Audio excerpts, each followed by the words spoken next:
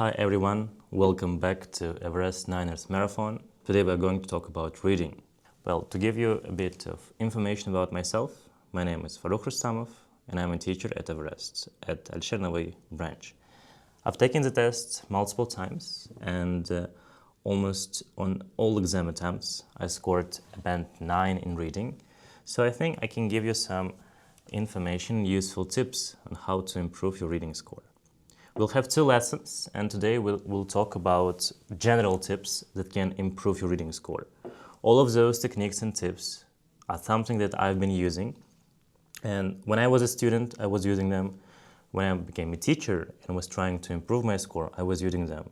And with my students, I was also using them, and I've seen them being very, very useful.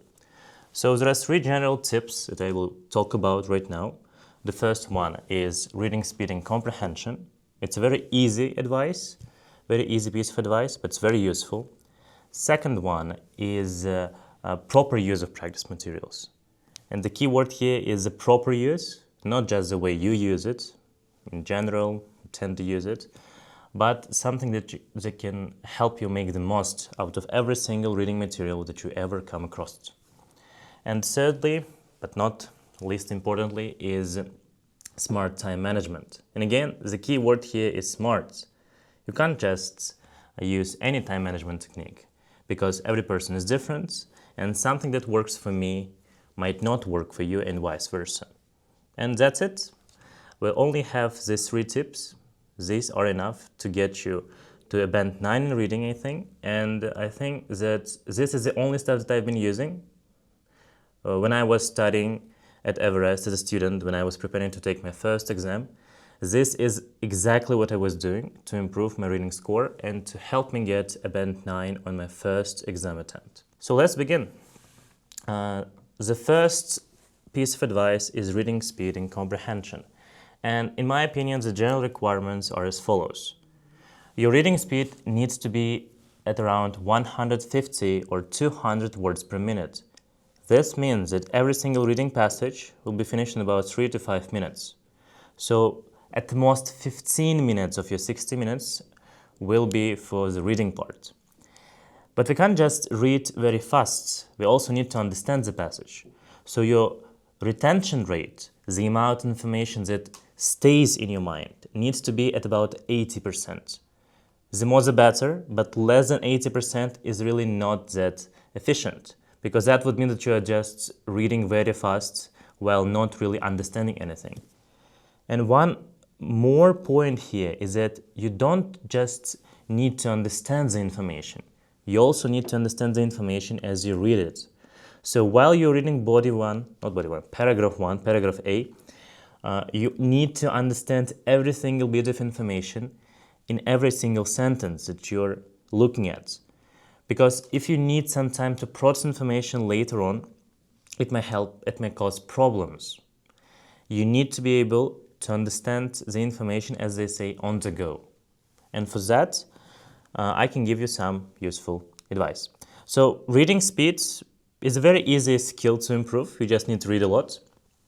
But what many people do, which may, prevent them from getting to a high reading speed, is that whenever they read, even if they read in their head, they still move their lips.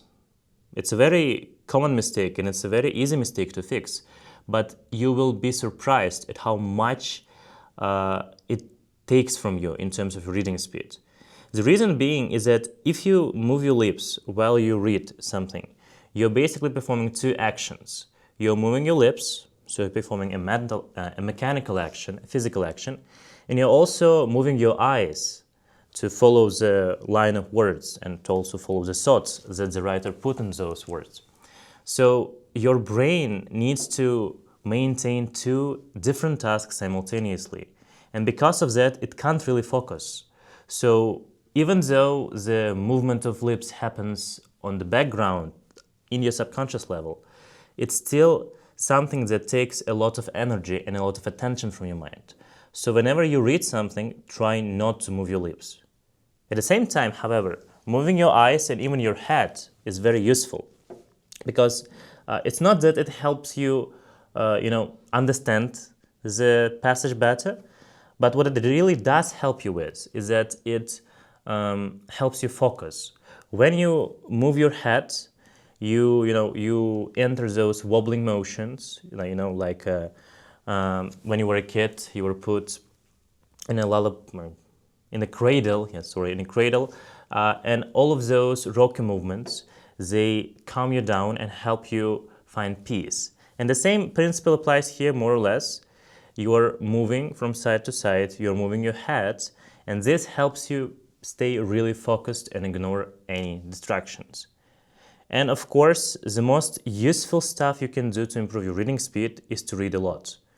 But recreational reading is not really enough. If you like reading detectives or comic books or whatever it is, that would not really be useful by itself.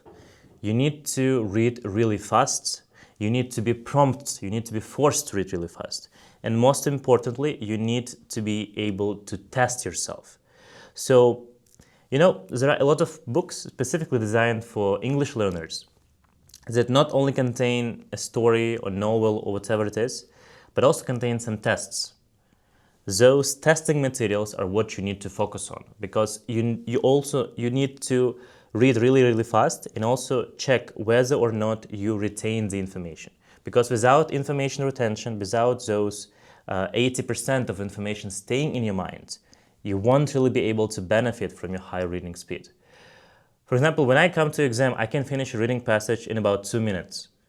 But this will not help me because I will not be able to understand anything. I will not be able to remember anything. So what point is in reading that quickly if I cannot then use that information, use that saved time to solve the questions more efficiently? This is something you need to keep in mind whenever you write or whenever you read very fast.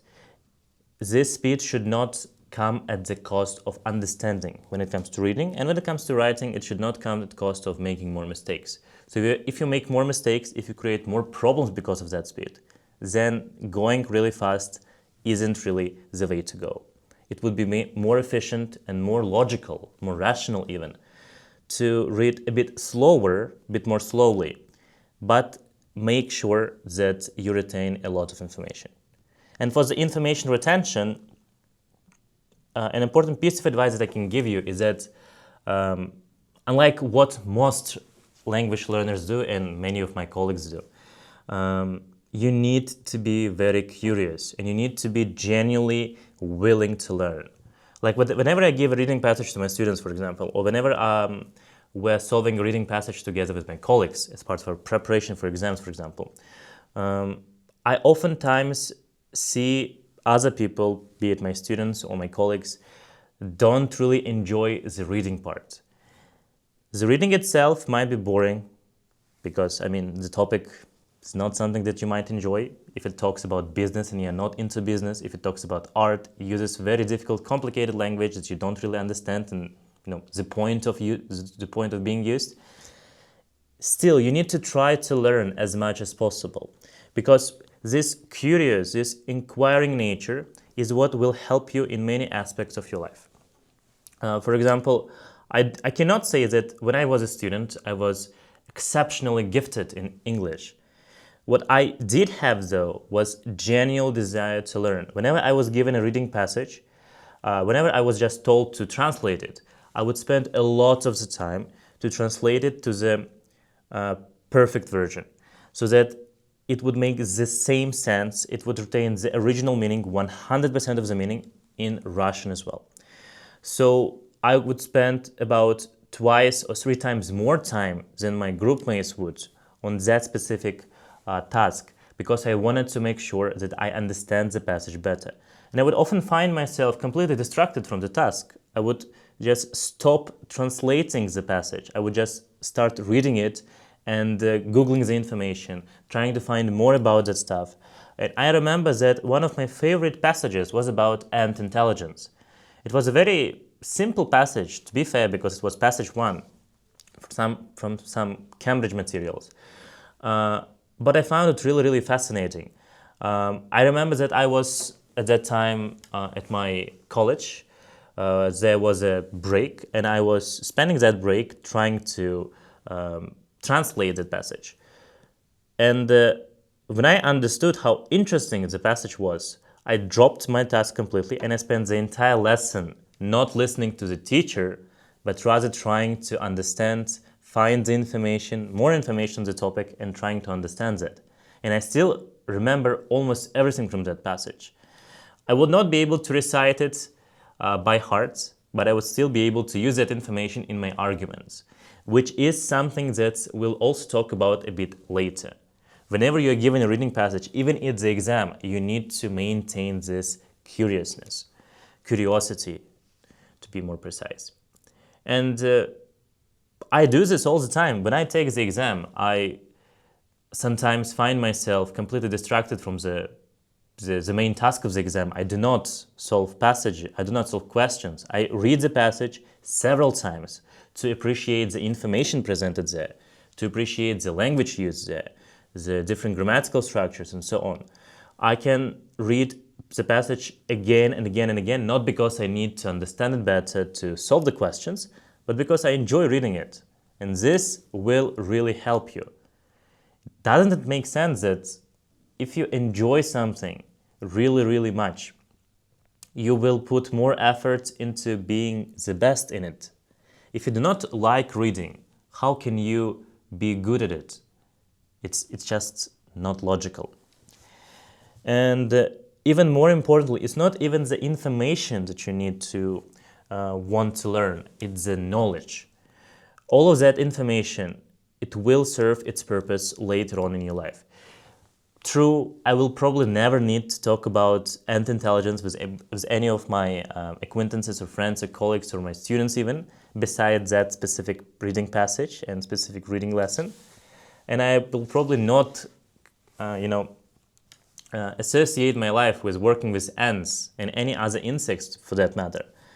But the mental connections that I was able to make inside of my brain, all of that language that I was able to learn, all of those grammatical structures, those ideas, and all those concepts that I was able to pick up from the passage would help me in my further endeavors, specifically my education. The stuff that I learn now will be helpful 20 years from this point on in the future, and this is still worth it. You have so many opportunities, so many ideas and useful information just laying freely in the reading passage. And if you do not show genuine desire to learn, you will not learn. You should not force yourself. You should like it. You should force yourself to like it. If you cannot like reading passage, just pretend, just imitate this feeling. And if you do this successfully, if you successfully deceive yourself and convince that this is something you really like doing, you will see dramatic improvement. This is the kind of advice I've given to my colleagues and it helped them a lot. This is the kind of advice I give to my students and it gave them a lot.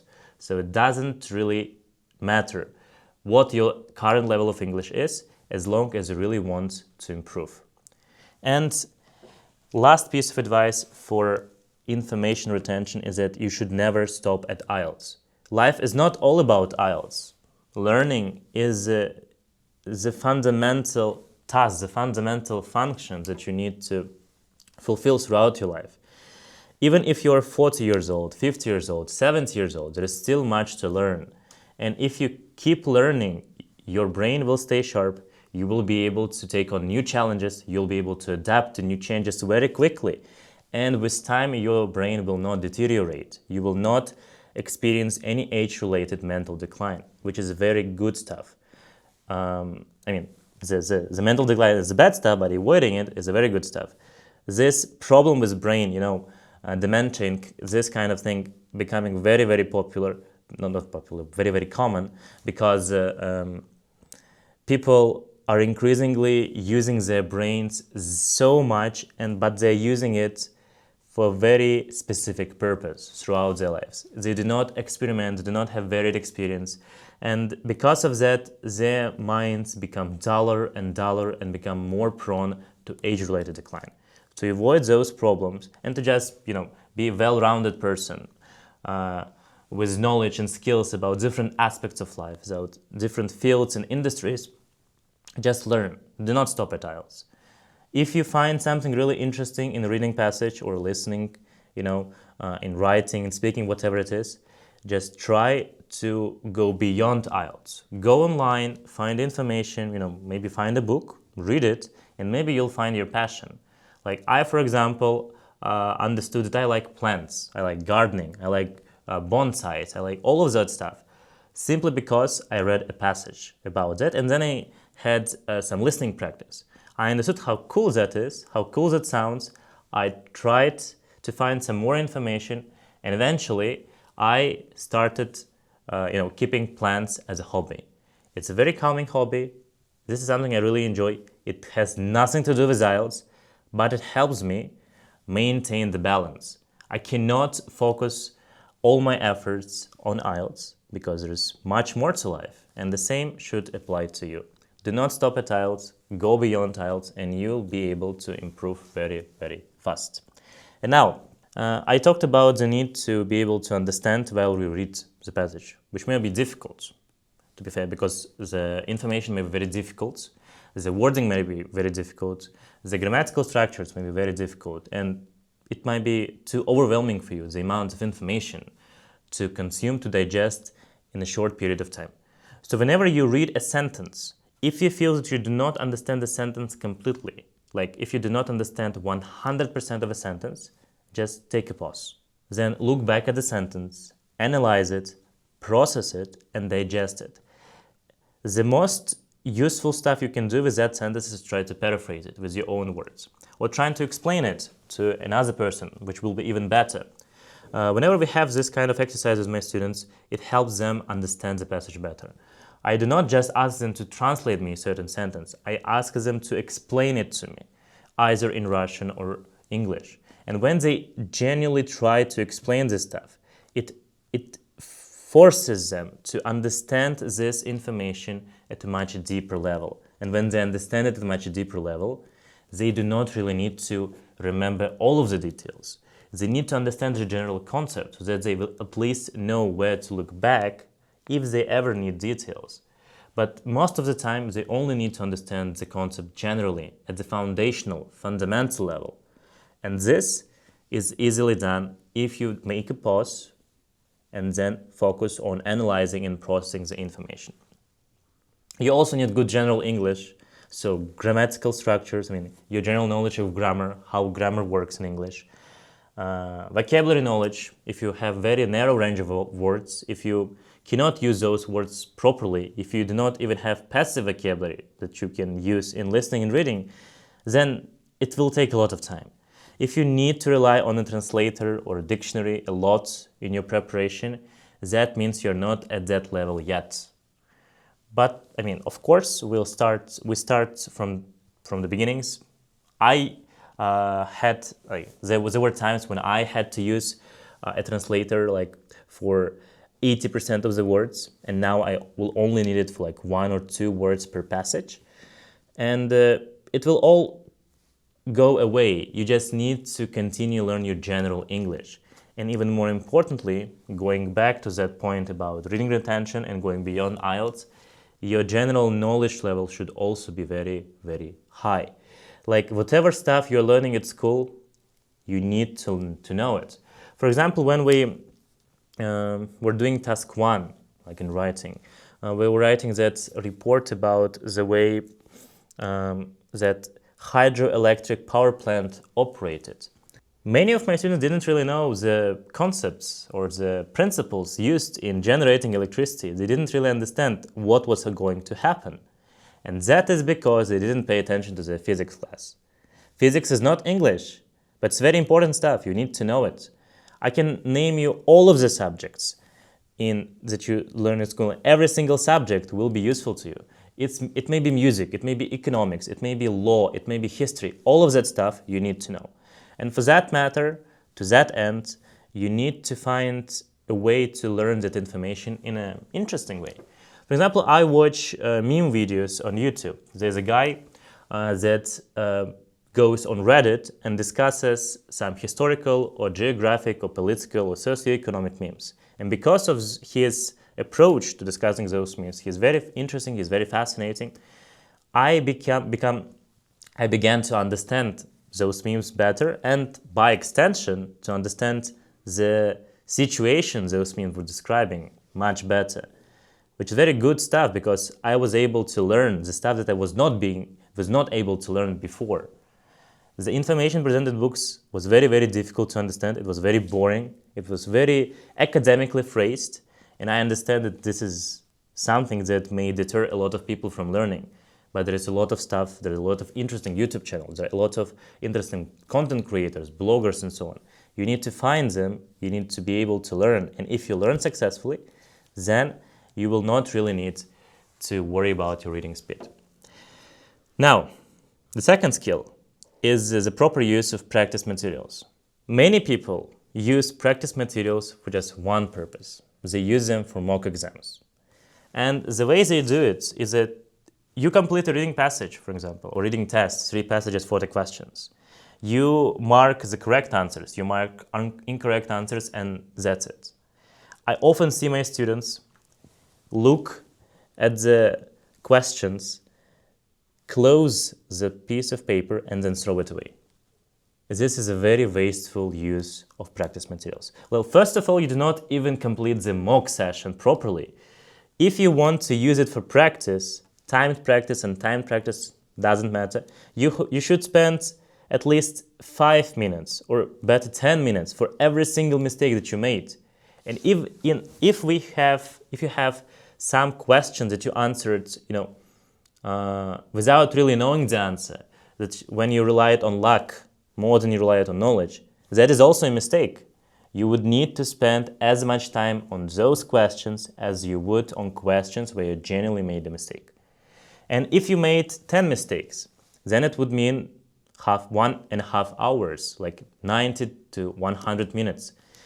Of that time, you will need to analyze the mistakes.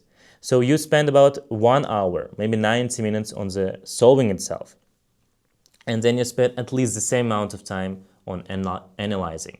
And only with this approach will you ever be able to improve. And this is only about mock exams. But in terms of the use of practice materials, they can be used for many different things. Well, timed and untimed practice is the most useful stuff, but what many people do in a wrong way is that they use practice materials and they always try to finish in 60 minutes. You will not be able to finish in 60 minutes. There is no point in finishing in 60 minutes. You are not at the exam. Your teacher will organize mock exams anyways. You will attend mock exams at Everest anyways. Whenever you do this at home, especially if it's not something that the teacher gave you as part of the homework, do not limit your time. Because at that small amount of time, you will only be able to focus on finishing within this time. You will not be able to focus on developing your skills. Whatever we talked about up until this point, whatever skills we discussed, whatever skills and techniques you have, you will not be able to show them, you will not be able to develop and refine them if you don't have enough time. Like a lot of reading techniques, especially like for more difficult reading questions like matching headings, they require a lot of trial and effort. And all that trial and effort requires time. To find an answer for a question that you don't really know how to solve, you'll have to spend a lot of time. And if we count all the questions, that may come down to 2, maybe even 3 hours. It makes much more sense to focus on finding all the answers correctly, to translating all the words you do not know, to making sure you understand the entire passage without any gaps, even if it means that you will spend more than 1 day on a single reading test. It's much more worth it. You need to have some timed attempts to see whether or not your actual performance in the exam improves. Because at the end of the day, whatever skills you have, if you are not able to show them within 60 minutes, they're useless. But the general proportion is that you will have to work with 3-4 tests without time. You'll have to work on your skills, develop them and refine them, and then you can have 1 timed attempt.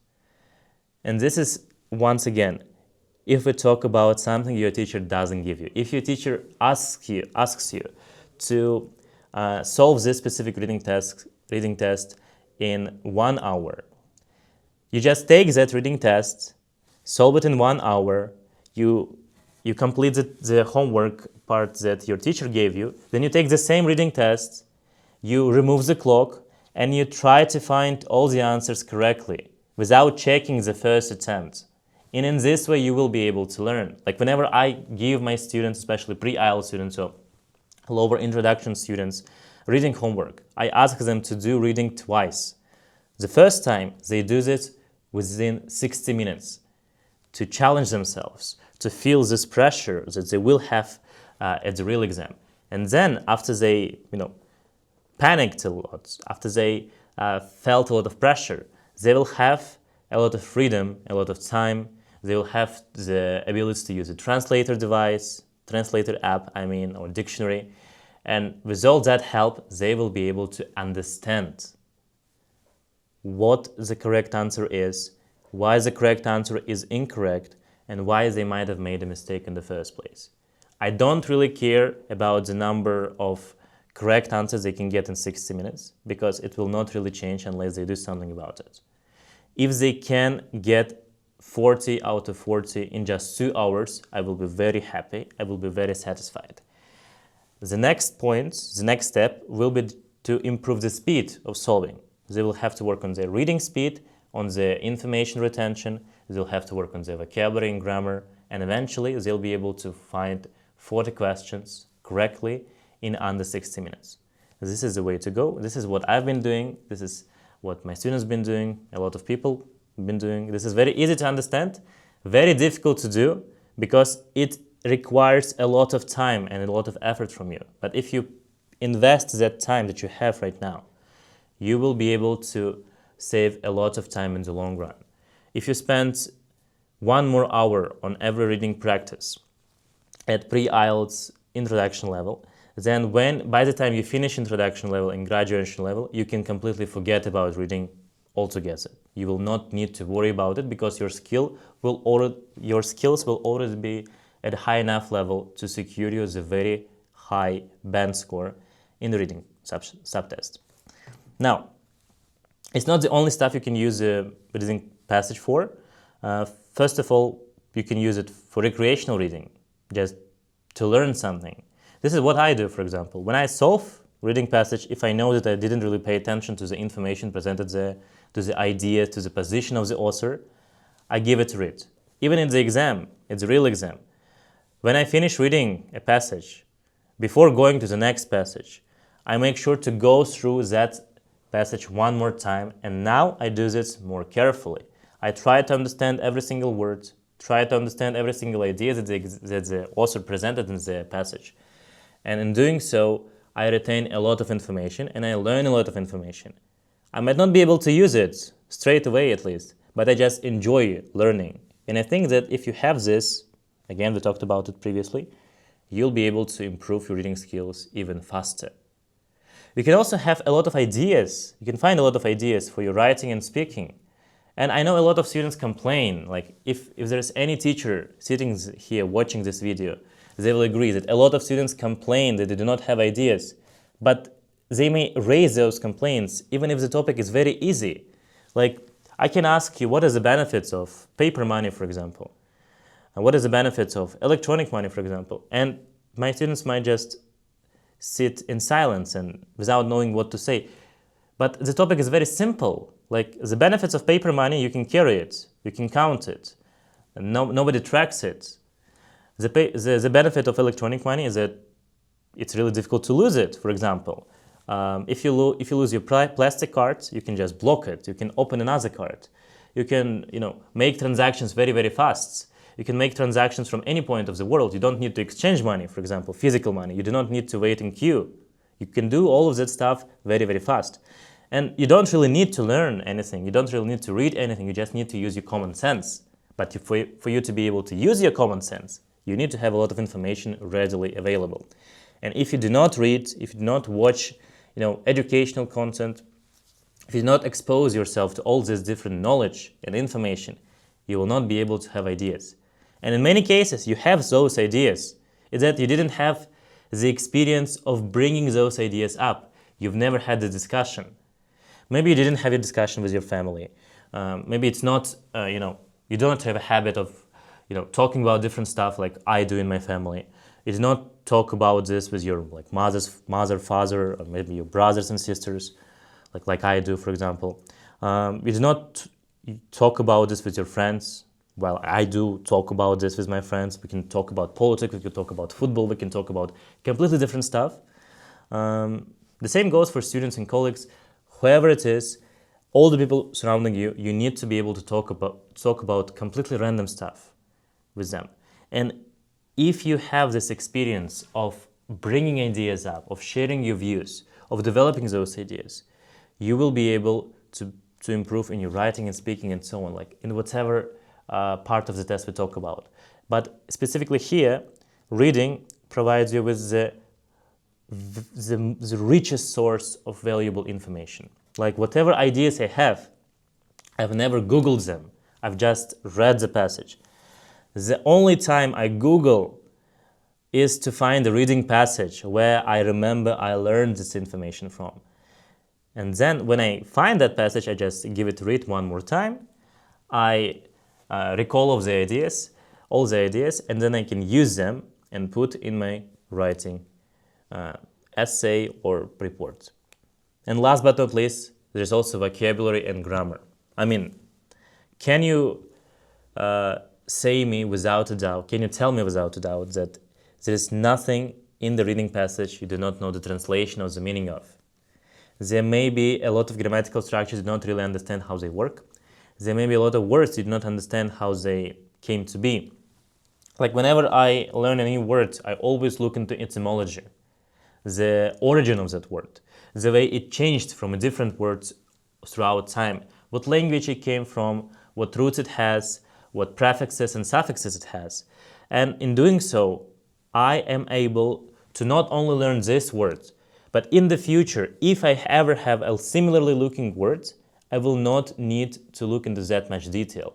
If the words I learn has a suffix or prefix similar to the words that I already know, if it has a root that I can understand the meaning of, I will not need to look in the dictionary. I will understand the meaning of this word.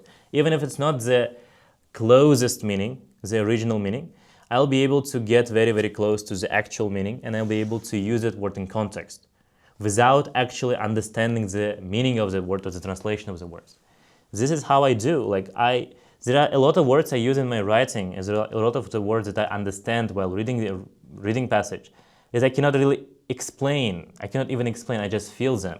And all this comes if you pay attention to specific words, specific grammatical structures. And the same grammatical structures as well. Like I've never really picked up a grammatical book specifically to look for grammatical structures as I can use. I found those structures in the reading test. I didn't understand them. I tried to find those structures in the reading book. I learned those structures, and then I was able to use them. I was first exposed to those structures and those words, and only after this exposure, I was able to be able to use those words and structures. And the same should apply to you. There are many other different ways to use reading passage. You need to make the most out of it. And if you make the most out of your reading passage, you will be able to learn much more quickly. Because a single practice book with 4 tests, like Cambridge 11, 12, 13, for example, it will last not just 4 practice tests, it will not last like 2 weeks, which it usually does. It will last you for more than a month. And because there's so much to learn from a single test, you can go back to that test again and again and again. When I was a student, like whoever studied with me can confirm, I did the same passage at least 3 to 4 times. I mean, not back to back, of course. There was some time in between those attempts. But in total, I've used those passages for that many times. And that helped me. Like, unless you can get 40 out of 40 questions every single time you look at the passages in the reading test, you can still use it. You can still benefit from it. If you cannot get all the questions correctly, that either you have very poor memory, you cannot remember 40 answers, or you do not understand the passage even after reading it so many times, that means you can still learn from it. And if you can still learn from it, go and learn.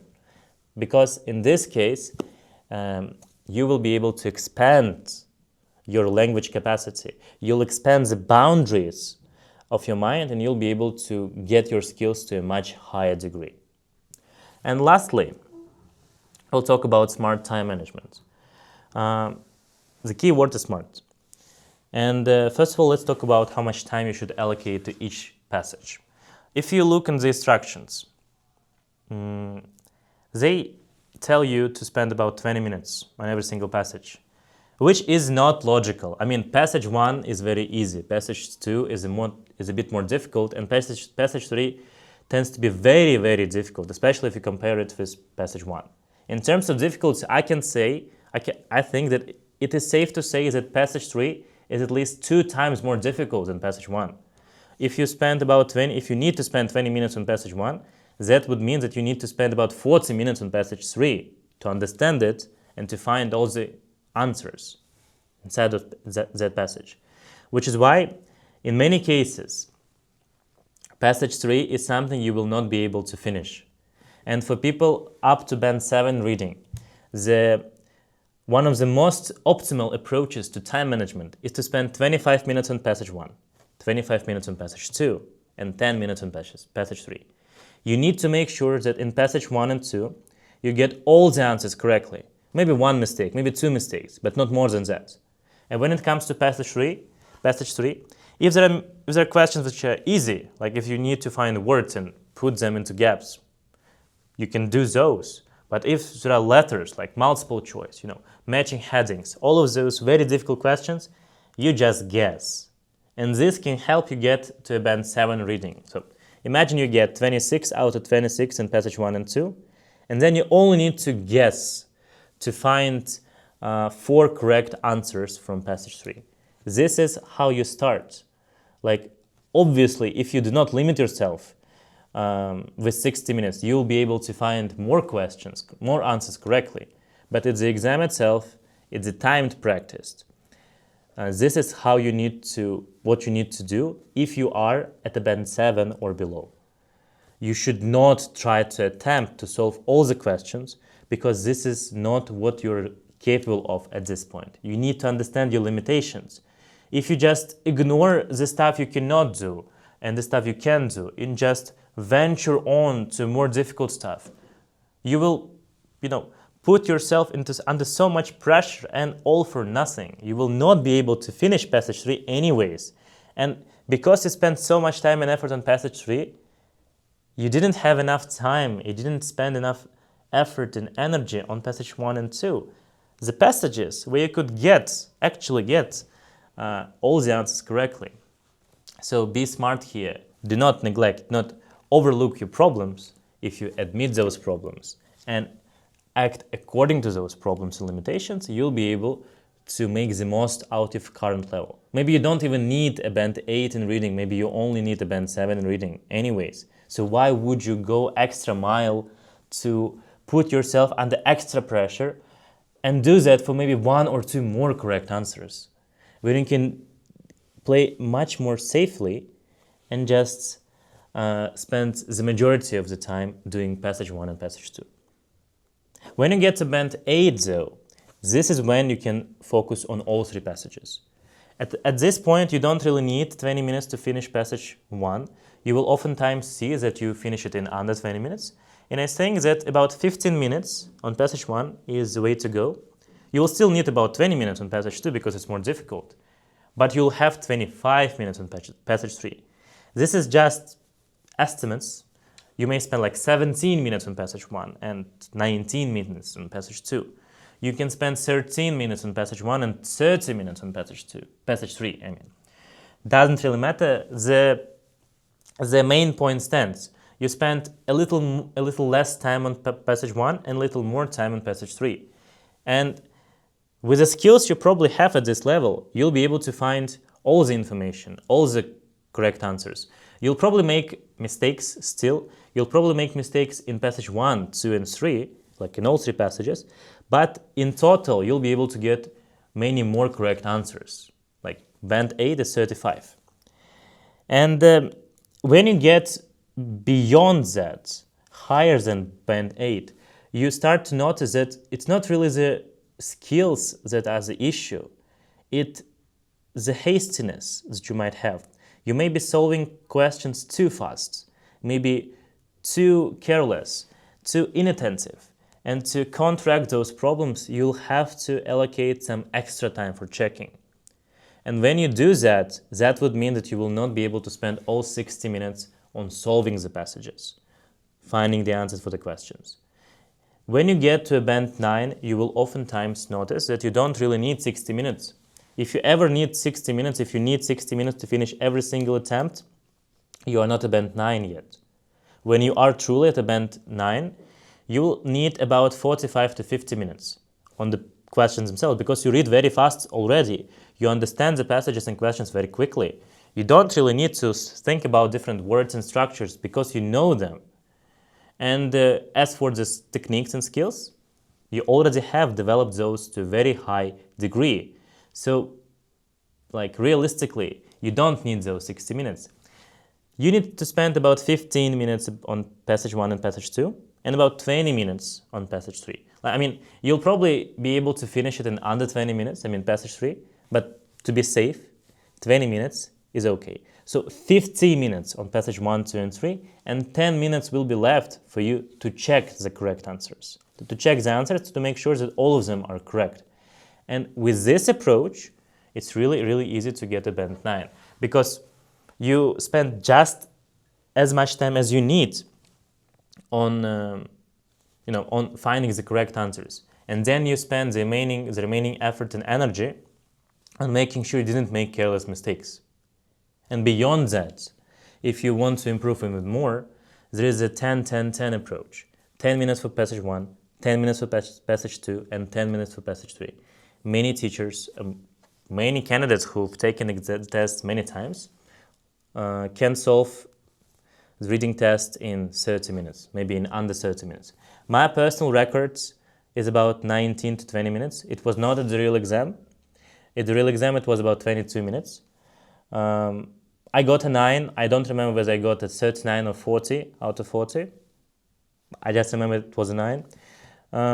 But I need to admit that the amount of time, like 19 or 20, 22 minutes, is just the amount of time I need to find the initial answers. I still changed a lot of the answers after I finished them, after I finished reading.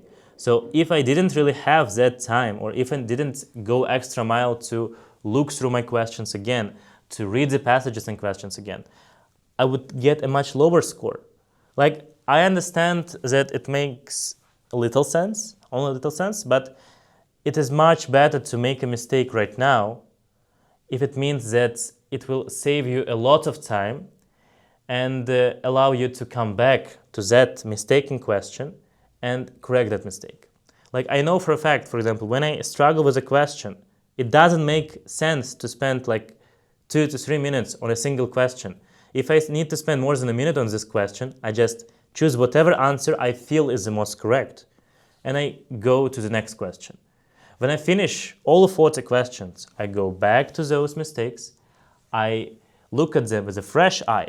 If I still think that this answer is correct, I do not change it. But if I feel any hesitations or doubts, I now start to think. And eventually, what happens at every single exam attempt, I change at least 2 questions.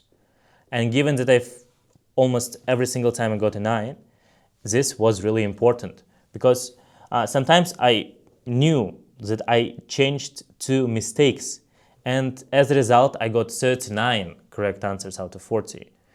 That would mean that without doing so, without correcting those mistakes, I would get 37, which is 8.5. And the only time I got 8.5 for reading, I didn't have time to check. I wasn't able to spend as much time on checking and correcting mistakes as I usually did, and I had to skip over some questions, which I thought were true, like in passage 1, and because of those mistakes, I wasn't able to get 39 or 40. I only got 38 and ended up with an 8.5. which, I mean, at my level, is not something I can really be proud of. And to avoid similar mistakes happening from you to you, to avoid dealing with, scores that are much lower that you could have got, you need to leave time at the end of your reading session. Now, some general comments about time management. Whenever you have a question about whether to read the passage first or the question first, I will always tell you to read the question first. But the important part is that you need to read question one by one, which means that if you have 5 questions, true, false, not given, you read the first question, you look at the passage, you find the answer, and then you come back to the question. In this respect, you need to learn the question, to read the question before you read the passage, because you need to know what you need to look for in the passage. But you should not really spend time reading all the questions before you go to the passage. Because by the time you finish reading the 5th question, you will forget what was in the first question. And that would mean you need to read again and again and again. Like you spend a lot of time in a wasteful manner. Yeah, like you waste a lot of time, which is counterproductive. Read one question, find the answer, read another question, find the answer. This is generally how it is for all the question types. Now, I already talked about checking your answers, but you also need to check your answers after every passage. So, like you finish the passage, go through the questions one more time. Like it will take minutes, maybe 90 seconds, maybe 2 minutes most. And you will see whether or not you made careless mistakes. Like if you are copying words from the passage, if you are not using the copy and paste function, if you're doing this from the keyboard, you may make some spelling mistakes. Correct those spelling mistakes, because you will not really be able to focus on those mistakes when you have very little time in the end. You'll be under a lot of pressure. You will not be able to recognize those mistakes, to notice those. Then, after you finish all of those passages, take some rest for about 5 minutes, if possible. Like maybe not 5 minutes, maybe 2 minutes. Just put your head on the table and rest there for some time. You need to have fresh heads. You need to have a fresh eye to be able to spot any mistakes, to be able to understand that you made a mistake in the first place. If you go immediately to checking the answers after you've just finished solving all the 40 questions, you will not have enough energy to understand whether or not you made a mistake. And without that knowledge, you won't be able to change it. So it doesn't really matter. You also need to stay focused. Whenever I go into exam, I forget about anything else in my life. I forget about other examiners, other examinees, other candidates. I forget about the noise, I forget about the coldness, I forget about the thirst. I do not drink water, for example. I just look at the screen and I try to understand every single word that there is. And until I'm finished, I do not go back into reality. I do not snap back. And you need to be able to go into that exam mode for every single part of the test. Like when you go to speaking room, you need to enter that speaking mode. You need to be able to speak freely, without problems, as if you're using English in your everyday life, as if you're a native speaker in English. And for you to be able to do so, you need to be able to put yourself in that specific mode. Maybe do some ritual, for example. When I go into the exam room, I take a sip out of the bottle of water that we're given. And this helps my brain understand that we're now at the exam and we now need to be very, very attentive, to be very careful, and to put all my mental resources into finding the answers. And lastly, you need to prepare well. Listen to your teacher, listen to techniques, to other maybe videos that you find online.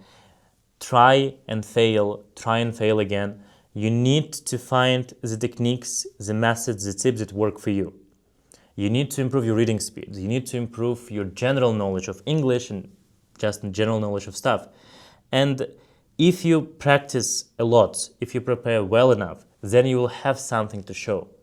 If you just do those mock exams, whatever the test is, it's not really limited to IELTS. It's also applicable to any other language test, like TOEFL, maybe multi-level test, SAT test, reading and writing.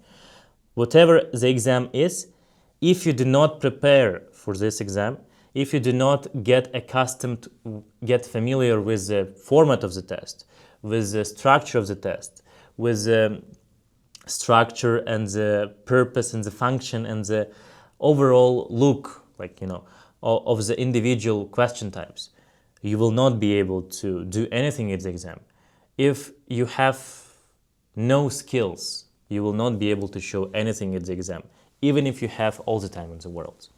So take all of those pieces of advice, try to improve, follow those strategies, and you'll definitely get to desired band score very, very quickly. This is the end of our lesson 1. Thank you for your attention. Goodbye.